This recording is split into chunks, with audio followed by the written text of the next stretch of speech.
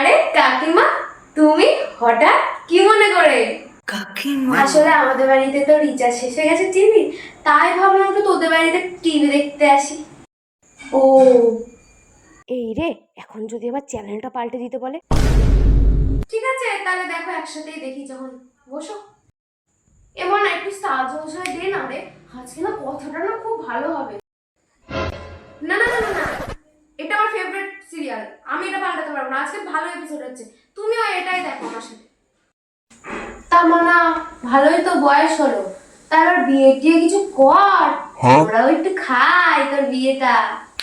আরে কাকিমা, তোমাকে আমার অত বিয়ে নিয়ে ভাবতে হবে না। দেখা গেল আজ থেকে 10 বছর পর আমার বিয়ে হলো, তখন দেখা গেল তুমি আবার মাঝখান থেকে টপকে গেলে, তখন আমার তো খারাপ লাগবে না? তার থেকে বরং তুমি তোমার ছেলের বিয়ে নিয়ে চিন্তা করো।